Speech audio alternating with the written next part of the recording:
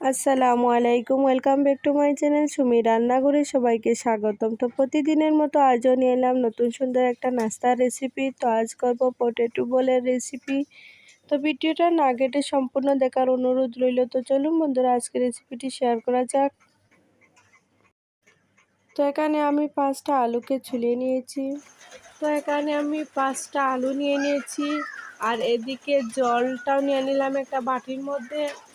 আলুগুলিকে একটা গ্রেটারের সাহায্যে আমি গ্রেট করে নেব। তো আপনারা চাইবেন যত ছোটো গ্রেটার হবে তত বেশি মজা হয় কিন্তু পটেটো বলটা। তো আমি এখানে এই গ্রেটারটি নিয়ে নিয়েছি। এবার আলুগুলিকে খুব সুন্দরভাবে গ্রেট করে নেব। তো অবশ্যই আলুগুলি জলের মধ্যে দিয়ে দেবেন, তা না হলে কিন্তু এটা কালো হয়ে যাবে। তো আমি একদম জলের মধ্যে কিন্তু দিয়ে দিচ্ছি। তো এদিকে সবকটি আলু কিন্তু এভাবে করে গ্রেট করে নেব। দেখুন কতটা ছোটো ছোটো হয়েছে, কিন্তু এভাবে যদি পটেটো বলস রেডি করা যায় তাহলে দারুণ লাগবে খেতে। তো দেখুন এদিকে কিন্তু সবটা পটেটো বলের জন্য আলুগুলি গ্রেট করা শেষ। এবার এটাকে জল পাল্টিয়ে 3 থেকে 4 বার খুব ভালো করে ধুয়ে নিতে হবে।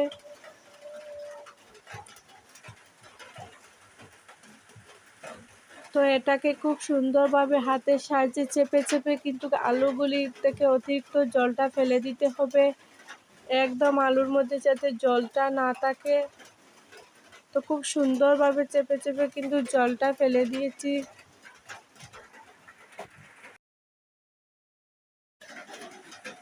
কতটা সুন্দর হয়েছে, কিন্তু দেখতেও ভীষণ ভালো লাগছে। তো এদিকে সবটা আলু থেকে জল জড়িয়ে নিয়ে নেব একটা পাত্রের মধ্যে।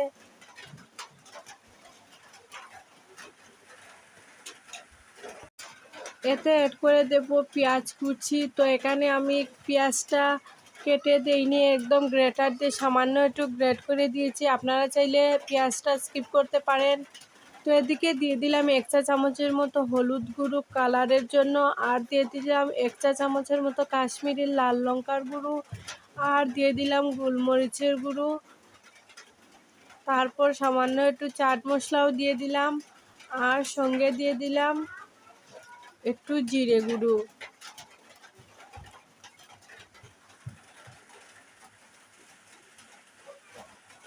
এবার দিয়ে দেবো পরিমাণ মতো লবণ, আর দিয়ে দেব 2টো শুকনো লঙ্কা। তো শুকনো লঙ্কাটাকে আমি তেলের মধ্যে হালকা ভেজে নিয়েছি। এবার এটাকে হাতের দ্বারা টুকরো টুকরো করে কিন্তু দিয়ে খুব ভালো করে ভেঙে দেব, যাতে খাওয়ার সময় কিন্তু মুখে পড়লে দারুণ একটা স্বাদ লাগে। তো এখানে আমি 2টো শুকনো লঙ্কা নিয়ে নিয়েছি। কাঁচা লঙ্কাটা স্কিপ করেছি, কারণ ছেলে একদম কাঁচা লঙ্কা খেতে চায় না। তো জালটা যার যে স্বাদ অনুযায়ী দিয়ে দেবেন। এবার দিয়ে দেব 1 চা চামচের মতো চিনি ব্যালেন্সের জন্য। তারপর দিয়ে দেব সামান্য একটু খাওয়ার সোডা। তারপর দিয়ে দেব আমি কর্নফ্লাওয়ারটা। তো কর্নফ্লাওয়ার এখানে আমি 1 কাপ পরিমাণ নিয়ে নিয়েছি। দিয়ে খুব সুন্দরভাবে হাতের সাহায্যে খুব ভালো করে এটাকে মাখিয়ে নিতে হবে। তো সময় নিয়ে মাখানোটা হতে হবে, তা না হলে কিন্তু পটেটো বলসটা খুব সুন্দরভাবে হবে না। তো খুব সুন্দরভাবে হাতকে একটু প্রেস করে করে মাখিয়ে নিতে হবে। তো এটাকে 4 থেকে 5 মিনিটের মতো আমি এভাবে মাখিয়ে নিয়েছি। যত মাখাবেন তত সফট হবে। তো দেখুন কতটা আলু ছিল আর এখন কতটা হয়েছে।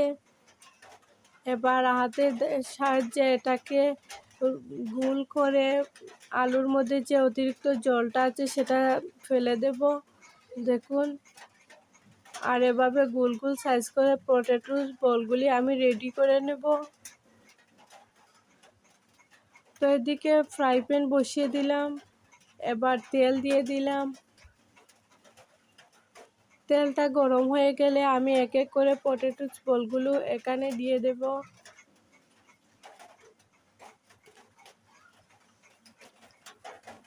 এদিকে লক্ষ্য রাখতে হবে চুলার আঁচটি একদম মিডিয়ামে রেখে ভাজিটি করতে হবে, তা না হলে কালারটা চলে আসবে আর বলগুলির ভিতরটা কিন্তু সেদ্ধ হবে না।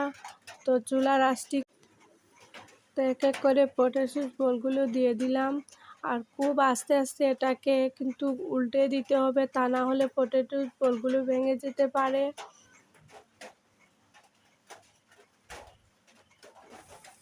তো এরকমভাবে সবটা বল কিন্তু আমি ভেজে নিয়ে নিলাম।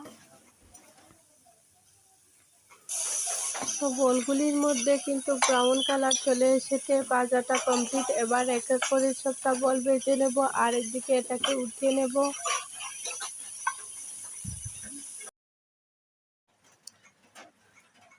তো একটা বল আপনাদেরকে ভাঙে দেখাচ্ছি, দেখুন ভিতরটা কতটা সফট হয়েছে আর বাইরেটা একদম ক্রিসপি। টমেটোর সস দিয়ে কিন্তু মাশাআল্লাহ খেতে অসাধারণ হবে।